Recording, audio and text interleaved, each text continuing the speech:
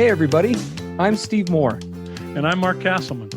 We know the pain and heartbreak of porn and sex addiction. And we know the triumph of breaking completely free. Every day, we help our clients find hope and healing.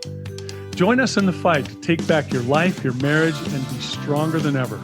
This is the PBSE Squared Podcast.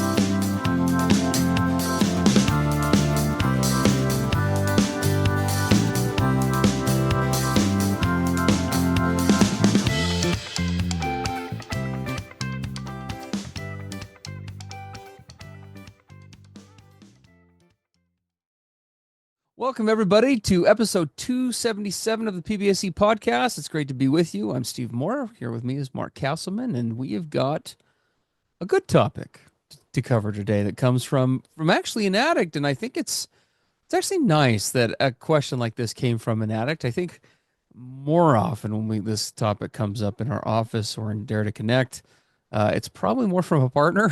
Yeah, usually. So I love that he's being accountable. But this is great. I'll just go ahead and give this a read. And the title, as you guys can see, is "My habit of quote pornifying unquote everything has ruined enjoyable media for me and my partner. Can we ever be quote unquote healthy again?" And this is what he says: "While a good majority of my addiction included traditional pornography, a portion of it included pornography based on characters from various media, such as video games or television, including people dressing up as the characters or quote-unquote artist renditions of those characters in a pornographic way. My girlfriend of 10 years, so they've been together for quite some time, shares many of my same interests. So when she found out about this, she was devastated. We both now struggle to want to return to these forms of media, despite them being a huge part of our daily interests and even personalities leading up to D-Day. Or Disclosure Day. How do we reclaim these things so that we may enjoy them again?" Oh man. Yeah, I could so relate to this. We there's a lot of old cliches. I grew up with them. Unfortunately, we still hear them bantered about. I think they've been challenged and are continuing to be challenged. But the old cliches, boys will be boys. Porn is harmless.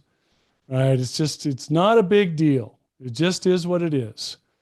And then when you get a submission like this, you're like, you know what? Those old cliches are absolutely, completely false. And you look at that and say that the reason that is, and Steve, you and I, as we look back, what if we could have had a little switchboard where we could have controlled every aspect of our brains and said, okay, sexualization or objectification is only going to apply to this little part of my life and not to these other parts. So like to this behavior or this scenario. I can control what gets tainted. I can control where innocence is lost, but it's only going to be these areas that'll be impacted, but not these others. There's no way to do that with the human brain. And this is one of the big challenges when we've grown up in a completely sexually saturated society. Yeah. Right? There's no limit in the human brain as to who or what can be sexualized, objectified, lusted after. You can never predict how that's going to go. Right? How many times have you and I worked with guys, and we said this ourselves in heavy addiction. Yeah, I know that I've been involved in X, Y, or Z, but I would never cross that line. Oh yeah. I mean, all the time, right? I mean, and you can look back. I mean, any addict, I think, can look back and see the quote unquote escalations, right? Where either the behavior itself escalated or the nature of the behavior escalated or the context or whatever the case is. And yeah, we do. If I was standing on a beach, with the, drawing a line in the sand analogy, I'd look back and just see about, I don't know, 300 lines going off. 300 lines. A mile into the distance with footsteps, just stepping over every single one, right? Well, and it's not, and it is, and the thing is, it's not just the individual. It's not just the addict, but we have to understand we live, what do we used to say? Pornography it's aggressive, right? It's everywhere. People say, well, just don't look. And I used to say, yeah, but it's looking for you. And so you have these people who have taken, innocent, for example, innocent kids' cartoons and reformatted and sexualized them suddenly. So now you remember as a kid, and I get the impression from his submission, there's wonderful media that my partner and I have really enjoyed, and now it's been tainted. Yeah. Now it's been re-rendered, and now it's been sexualized, things that were never intended to be sexualized. And now this is now in my head. Mm. And will we ever be able again together to go and enjoy, quote, that innocence? Yeah. I interpreted his submission as kind of a loss of innocence, the tainting of what has been beautiful or enjoyable or connecting or shared interests or healthy outlets, right? Well, I think there's a lot of truth to that. Now, to be fair as well, when it comes to these kinds of media, so for example, video games or sitcoms or whatever the case is, it's Mm. no secret. I mean, sex sells. And Yeah, so a lot of those, there are definitely those elements that are innocent or unintentional. And I mean, God knows the brain of an addict can make anything into porn. But then there yeah, are also these other elements that are intentionally designed that way, right? And so when it comes to something like consumption of media, I mean, talk about a spectrum, right? That just completely encompasses everything, right? I mean, music alone, if you just looked at music, something even non-visual, music can be uplifting, emote generating, spiritual, connecting, uh, growth oriented. Music can absolutely 100% be porn. Used to be for me. yeah, yeah. No, But yeah, without question. it didn't need to be visual. It could be audio as well, right? And so many of these things in our environment. I mean, obviously there is an element to certain things where I think we could go through a list, and we won't do this today. That's not what we're here for, but we could identify certain things that are going to be toxic virtually in any circumstance. But when you're talking about lots of these different pieces of media and like Mark was saying, right, this big spectrum, it's I think that the problem lies a lot less around the media, generally speaking, right? There are exceptions to that, and much more about how has it impacted me, right? How has it impacted us? How has it impacted my brain, your brain, the relationship, our trust, our safety? Those are all things we're going to talk about here because if we're going to realistically try to answer this question, that is something to kind of keep in the back of one's mind, right? You have to have there have to be a series of realistic conversations on a lot of levels around what you're talking about here because I think that the answer to this question, and we're going to demonstrate in this podcast why, can we go back to these types of media? Possibly. I think that's the honest answer. Possibly. Yeah. Um, Progressively or over time, right? yeah. As we looked at this, Steve, we just barely started into this week in our Dare to Connect program into a deep dive about boundaries. Yes, we did. We just spent a couple of months on the drama triangle, the empowerment triangle, as we call them. We're now going into boundaries. And as I read this guy's submission, I thought, a big part of this answer has to be what we call personal boundaries. And what are personal boundaries? Boundaries are often misunderstood, right? A lot of people in the culture think I put boundaries on you to control your behaviors so that I can be safe. And that's not what real healthy, actual boundaries are all about. Boundaries are about me building a perimeter around myself to protect what? What is authentic, healthy, enjoyable, my higher self, my own inner integrity, my own innocence. Because we talked about this whole thing being kind of a loss of innocence for this guy and this couple. Well, and my objectives, my goals, right? My goals, my dreams. I Yeah. like how you put here. I mean, one things that we're talking about today is my vision, right? What not just what I am I today, but what am I trying to become, Yeah. right? And Where if am I I don't going? have personal boundaries within myself, all of what we just said can be trampled before you even know it's happened. Yeah. I'll bet this guy probably didn't realize that all of these various, favorite, healthy, innocent, beautiful, enjoyable, wonderful little media outlets that they would access. I don't think he probably realized the full extent of how it was being toxified and sexualized and, you could say ruined before the full impact hit him. Oh, I would absolutely agree, for You're sure. like, when did that happen? For sure. Well, because it's a gradual process, right? How we internalize these kinds of things, how we take in things like media, for example, alters over time based on what we're feeding it, right? The brain is always adapting and shifting based on the experiences that it has. Mm-hmm. And so you're right. I mean, now obviously the content itself can be problematic, and we're going to talk about that too. But yeah, it is a gradual shift in time. And if you're going to really go on this journey, right, and this same thing applies to boundaries or and the boundaries discussion. So by the way, if you're interested in that topic, it is a hands down our most requested topic in Dare to Connect. Usually we do a deep dive on it about once a year. Great time to come and join Dare to Connect. You can find information about a free 2 week trial for joining there at daretoconnectnow.com. We'd love to have you come join us.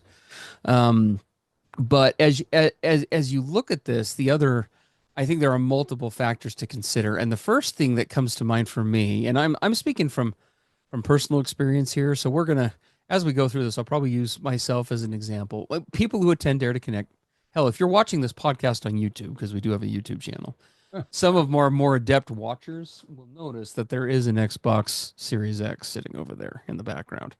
I have a dark background. You can't see much of what's behind me, but astute people have said, is that a gaming console?" And it is. This is my home office, and it's kind of also my guy cave, for lack of a better term. So I have the work area, and then I've got kind of a recreational little area off to the side here, and that is part of it. So I once upon a time identified as, I don't even, gamer wasn't even the term. It would be game obsessed or Yeah. recreation, escape obsessed, recreate, media obsessed. That's probably a good way to put it. Media obsessed Mm-hmm. would be a good way to put it.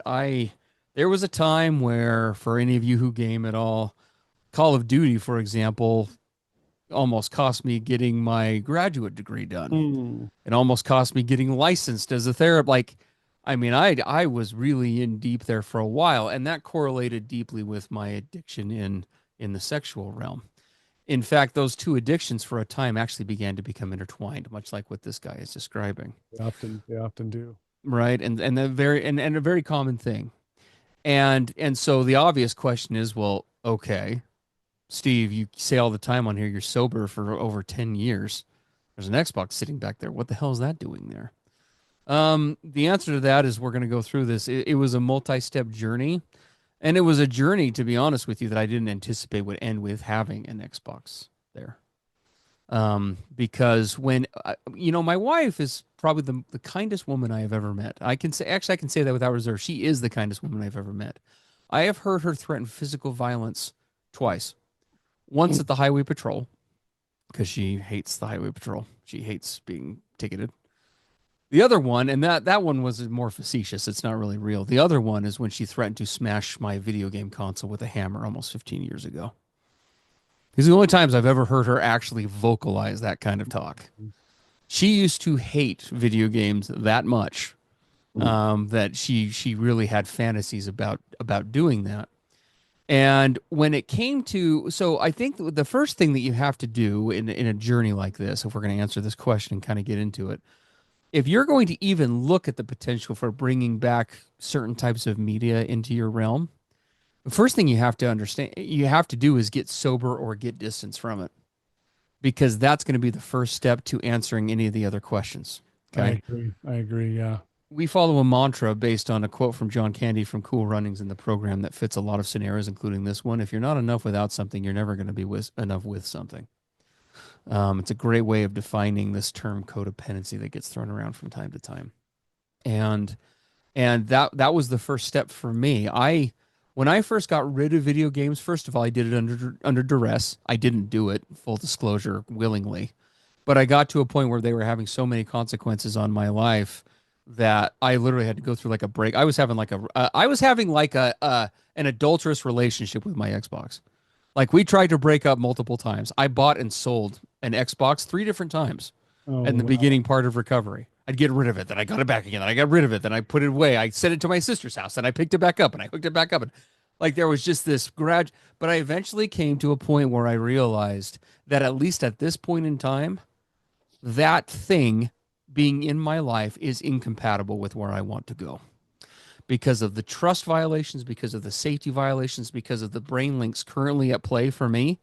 If I go to video games, I go into an addict-based mindset and everything that attends to it. And so I finally had to get to a point where I came to that step one place in 12 step of true surrender. And I know, Mark, you've got some things to say about that, where I had to say, this has to go. Yeah. We're done. Yeah. I mean, and as we got ready for this, a phrase kept kind of coming into my head. We've all heard some form of this. Once innocence is lost, it can never be regained. And there's some truth to that, right? There are some realities with regard to that. And you and I have experienced that with really poor, decisions over decades. Absolutely. But having said that, I think we need to be very careful not to just become hopeless about that. No. Because there are still a host of ongoing choices and a lot that we each have to say individually about the quality of our lives, including something that maybe we ruined, quote, ruined with pornification and lust and all the rest of it. We have a lot to say about how and when and if that can be restored. And, Steve, as you and I talked about that, we kind of got into for this guy, we would ask him, first of all, where are you with working the basics of a real, consistent, daily recovery? Absolutely. Right? Do you know what your vision is? Do you know what you really want? Where you're trying to get to? Have you written about that? Do you have it clearly so that you can? Yeah, here's where I want to get to. Right? Yes. And well, then, Go ahead. When I was gonna and then what are the basic daily progressive steps to move in that direction? And are these things currently, again, emphasis on currently, are they compatible with that? Is it possible, right? Do these things mesh with that? Yep. Right. And you have to have a real honest conversation with yourself about, however, and this is where you have to surrender the fun piece, right? Because that is an element. And that's one of the reasons why we would say, if you're going to go back to this, again, if you're not enough without it, you're never going to be enough with it. You cannot choose something in life that you need. To whatever degree you need something is the degree to which you can't choose it. There's an inverse relationship. Yeah. We might even, to whatever degree you're needy, right? Yes. You come at it needy.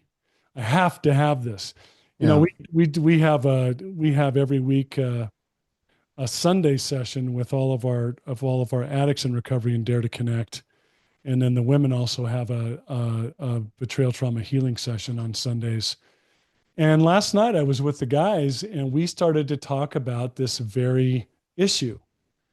And one of the things that we talked raw and real about last night was, okay, let's look back and let's talk about what we call it in recovery, self-will or my way. When life gets stressful, when things get hard, when I want to medicate or escape or avoid, what has my way looked like? And am I at a place where I am willing to begin to surrender or give away my way, my self-will, and begin to move myself into a higher way, a better way? And this is where we start to talk about, right, this real daily recovery. So what are the steps for this guy to, I would call them consistent little baby steps each day to rewiring. He can rewire now the addict brain that says, what does this media mean to me? And can I alter that meaning? And my answer to that question is yes. You can alter what this means to you over time. What's my intention as I get involved with this media? Right? Have I decided based on my dream and my vision for myself and my coupleship that I'm going to take charge of the stage of my own mind now? This is the stage of my mind. I get to decide what the stuff here means, what my intention is, what I'm going to do with it. Hey everybody, PBSE Podcast hosts Mark and Steve here with a special message about our revolutionary online recovery program for addict spouses and couples called Dare to Connect. Multiple times every week, we get messages from subscribers in the program. They're people just like you. They're trying to heal from the devastation of sex and porn addiction and betrayal trauma. And here's a few of our most recent submissions. Here's one from an addict in recovery. It says, D2C has principles that everyone should utilize regardless of their circumstances. It doesn't matter your coping mechanisms. It matters that you want to work towards genuine connection with your partner. That's awesome. Another testimony from an addict continues on. My wife is just starting out in training as a licensed therapist. Dare to Connect has been far more useful to her than her degree. Wow. The way Mark and Steve apply what they've learned is always so redemptive. D2C has opened doors for my relationship that I thought would be shut forever. Mark and Steve are an incredible resource of information on the subject of sex addiction and betrayal trauma. We could not do this journey without their help. Here's one from a partner who's been with us for nearly a year. I want you both to know that it is because of you guys and D2C that I'm able to be in the place that I am today. I will always be grateful to you both for your feedback and prompt replies to my questions. I can't even come close to putting it into words how valuable my time spent with y'all this past year has been to my life. Thank you for everything you taught me about betrayal trauma and boundaries and thinking errors and loving myself and making myself a priority and standing up for myself. Love that submission. And then as we close out here today, guys, one more account from another addict in recovery. I wish I had a platform like this 14 years ago where I could have learned and done the hard work of recovery before I had done all this damage to myself and to my spouse. And to be candid with all of you, that's exactly why we created Dare to Connect.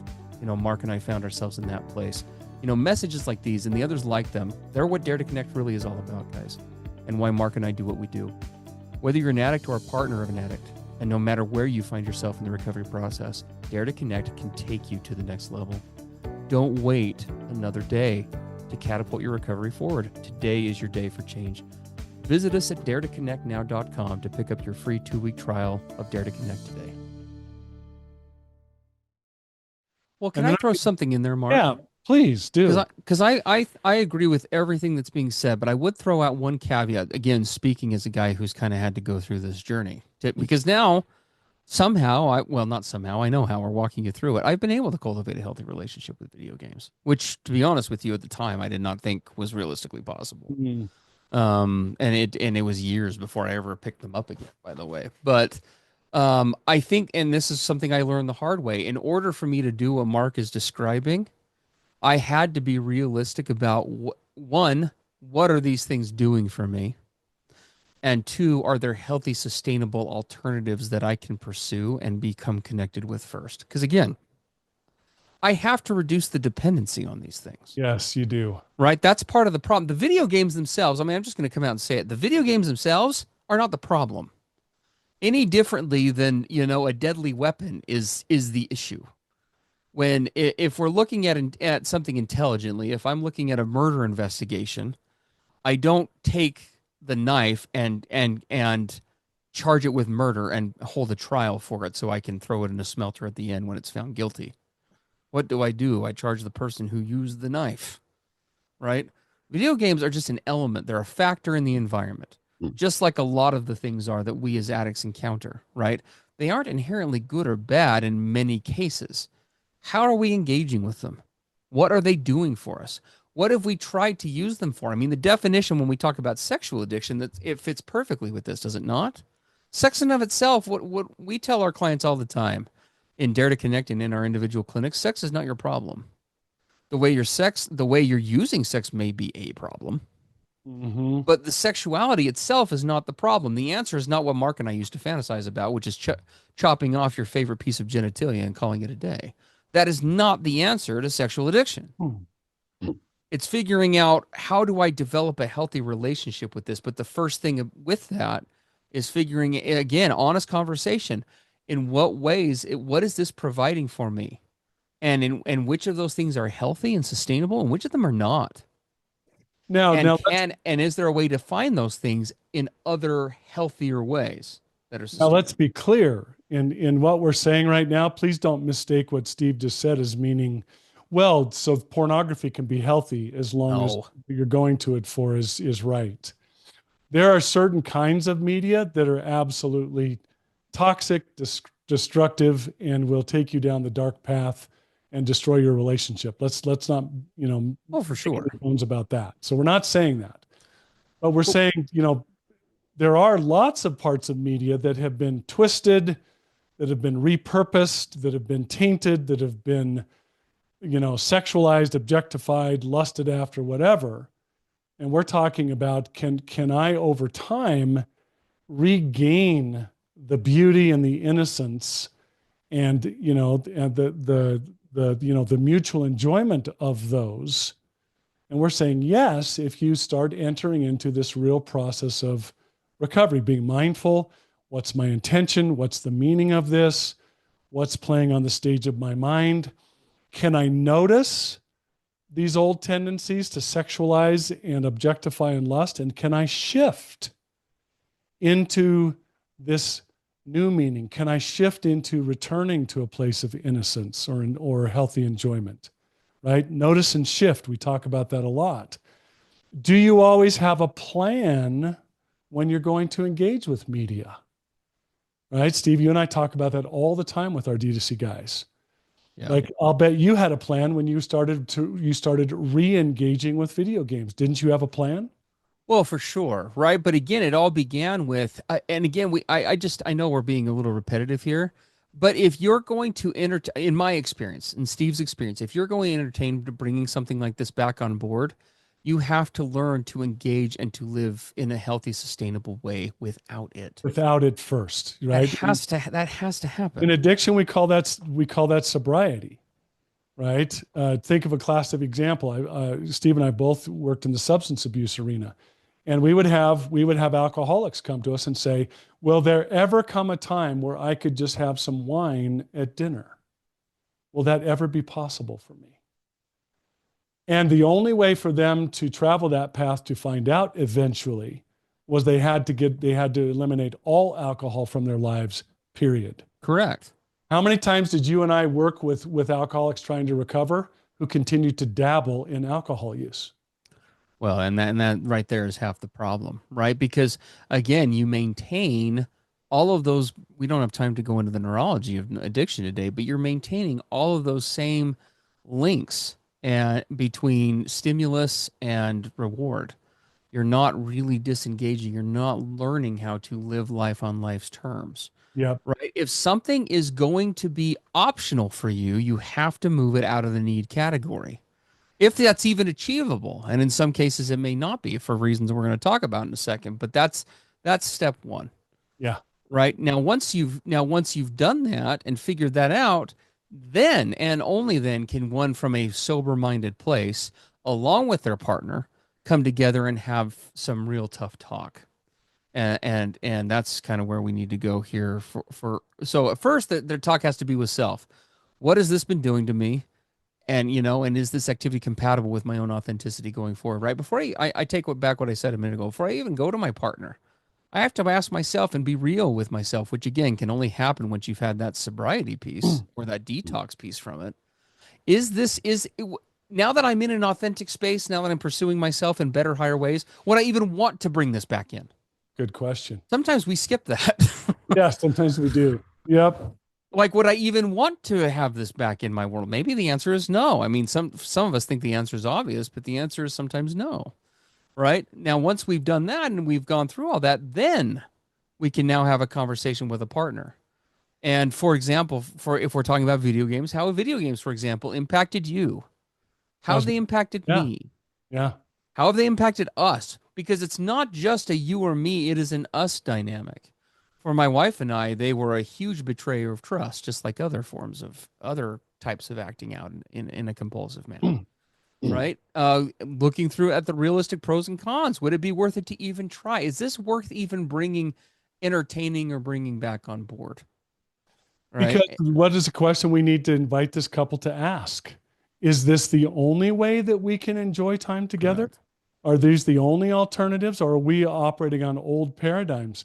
maybe there's a whole other aspect of things that we can go participate in that we never considered before. Yes. Do we have to bring all this back? Maybe we don't have to bring it back at all. Maybe there's a whole other world out there that we want to explore. Sure. No, it's a great point. Well, and what are our needs today? Okay, and you're hearing a lot of emphasis on that, but we're gonna say, to you, what are the needs today? Because people change, relationships change. One of the things that is hard to embrace as an addict, and sometimes for the partner of an addict, and these are always hard discussions, but the reality is that there are some things when you go through the recovery process that may not that seem to be compatible with your old life that may not be compatible with the new.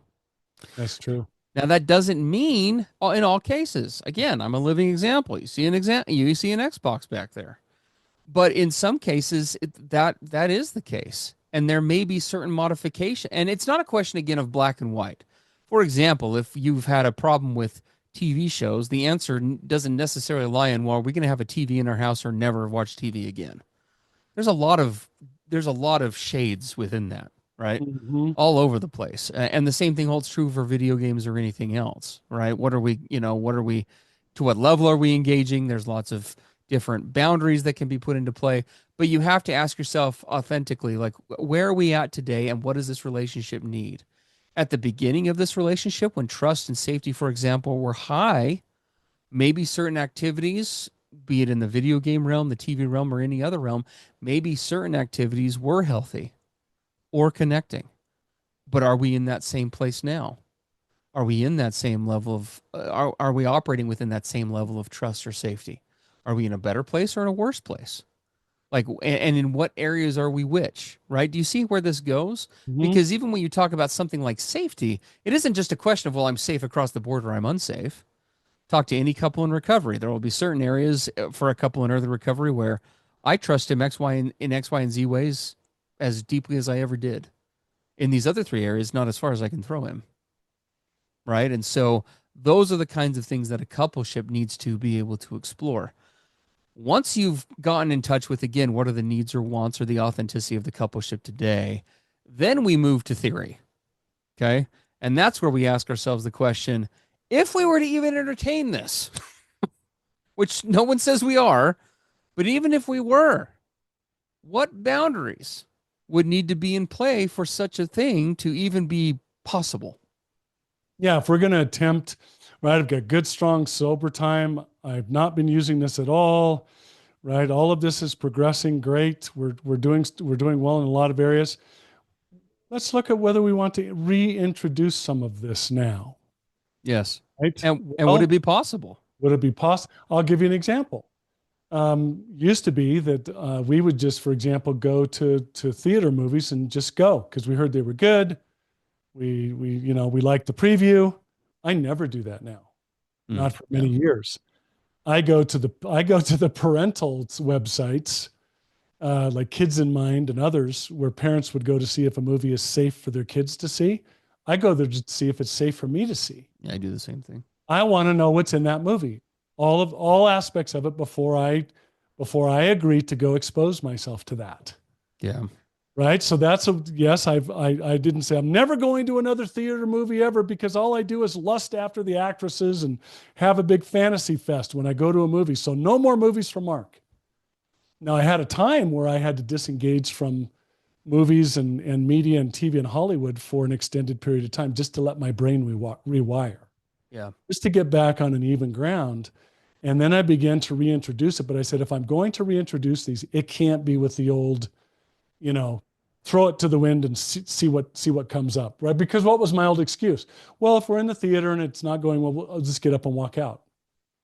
Well, you don't need to do that now because you can call up websites and you can see play by play everything in the movie. Mm-hmm. Right? I used to use it. I didn't know, right?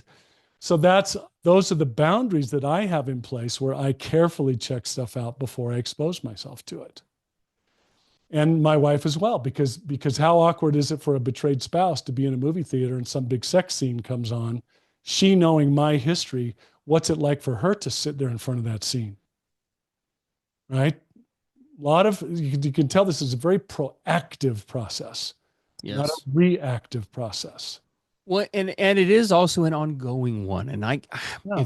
if there are a couple of key bullet points that you take away from today's discussion, I hope that that's one.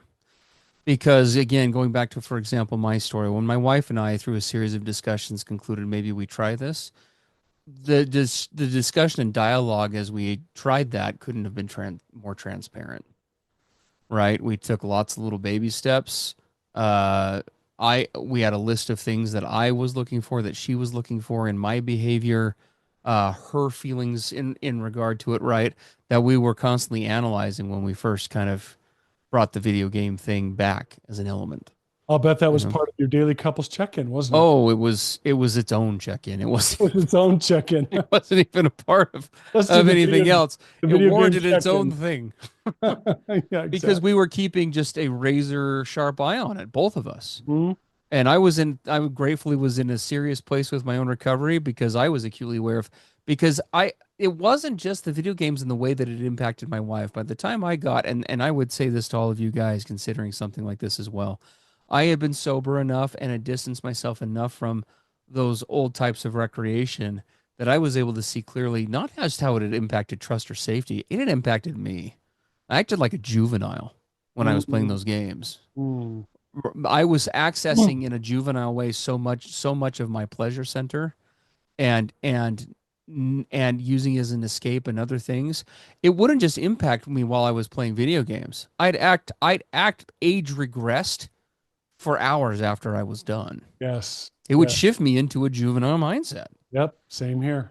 And so those are the kinds of things that you notice, and you have to talk about it and discuss. There are things that even today I continue to watch for, Yeah. right? And there have to be those, and that would be another thing that we would say. And I wanted to say this because it hopefully gives some hope. Because Mark talked about this piece of innocence lost, and that is hard, right? Once we experience betrayal or hurt in one area, whether it's video games or this or that or the other, whatever it may be in our relationship, that is unfortunate and it is hard. But there are silver linings to that because Brittany and I, even though that was a really hard time to go through and devastating, I think it's equipped us not only to have better dynamics and trust and safety and dialogue in our relationship now, but now that we have a 6-month-old daughter, which is going to grow up in a completely purely digital world because that's what we live in now.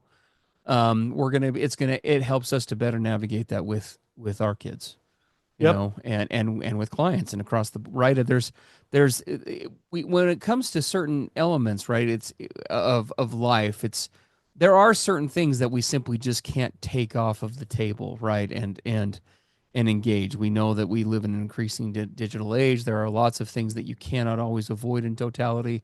And so learning to live with these things in an authentic way and to form the right boundaries around them is a part of this discussion. Again, you've got to get away from the black and white thinking around it.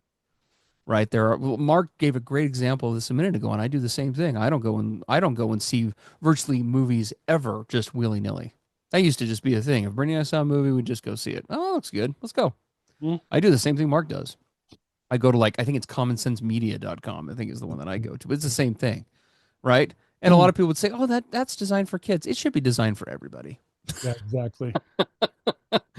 Right? Is this something that I want to be taking in, right? Becoming Mark does a great job of teaching this in our program, being deliberate in your choices and in the things that you consume rather than the things that you consume choosing you. Exactly. Yep. Exactly. You choose them. So Yeah, that's why we answered maybe. Could these things be brought back? Possibly. maybe. We've seen it happen. But here's a good last litmus test for you. If you ever get to a point where giving it up is not negotiable, you probably have your answer. You probably need to, yeah. That's probably the answer that, yeah, this Well, and needs to be. there was one last thing I wanted to say as we close up. I got the impression from this guy's submission that he kind of alluded to the fact that maybe certain like kid cartoons or teen cartoons and different things that he had allowed himself to be exposed to pornified versions of those. Yeah. Yeah. Fortunately, it's a really dark and sick part of pornography where they take kid stuff and twist it Yeah. Really wholesome and things. sexualize it. And I just wanted to point out to everyone listening, if you find that old innocent, childlike, beautiful things like that have been tainted and toxified because of this sexualized, dark culture. Just remember that all of the efforts that you make in your daily recovery and healthy living to move out of objectification, move out of seeing people as a collection of pieces and parts, and seeing yourself as pieces and parts. Every time you start to shift out of objectification, lusting, scanning, voyeuring, and you move instead into seeing whole people, seeing whole, good, amazing, awesome things, and you shift into that, if you'll stay at that and refuse to go to the objectification place whenever it comes, you will find that a lot of these old innocent things like cartoons and different little movies and things, that you can regain the innocence of that if you will practice it in your everyday life. Yeah. Reject objectification. Reject, right, turning things into pieces and parts, and start looking to, I call it being a seer. See wholeness, see completeness, see all of people and things. And I found that a lot of that innocence has returned to me. Yes. I could watch a kid cartoon that I did allow to be sexualized in the past, but it's not that for me now. Well, and what Mark is saying is a perfect example of why you have to be so mindful in the process we've described today. And you have to be really honest with yourself and have that capacity, because you really have to be asking yourselves, you have to get away from like how the world may gauge it or whatever, and you have to be willing to say, well, yeah, this may be fine for X, Y, or Z, but is it for me? Is it for me? Is it for us? Mm-hmm. And not just is it a good or bad, that's not even the question, right? Is this authentic? Is this going to help us go where we want to go? Is this taking us closer to our objectives, further away? Once again, it doesn't come back to good or bad. It comes back to healthy versus toxic, authentic versus inauthentic. And so, yeah, exactly. again, if you're not enough without it, you'll never be enough with it. So. Yeah. All right. Well, everybody, thank you for being here. We appreciate you. Yeah, we'll catch you in the next episode. Of course, always, if you have questions, send them. We have quite a backlog right now with PBSE with questions, but you can send it pbsepodcast.com. You'll see the Dare to Connect site come up and the banners at the top for PBSE. Or if you want your questions answered Wednesday in our partner session, get into DDC right now. We'll answer it on Wednesday. Absolutely. Don't wait, guys. Get in here. We'd love to help you. We'd love to help accelerate this thing forward for you in your quest to level up recovery and be done with this stuff. So. Yeah. All right. Have a good one. We'll see you next time. All right. Bye-bye. Everything expressed on the PBSE podcast are the opinions of the hosts and the participants and is for informational and educational purposes only. This podcast should not be considered mental health therapy or as a substitute thereof. It is strongly recommended that you seek out the clinical guidance of an individual qualified mental health professional.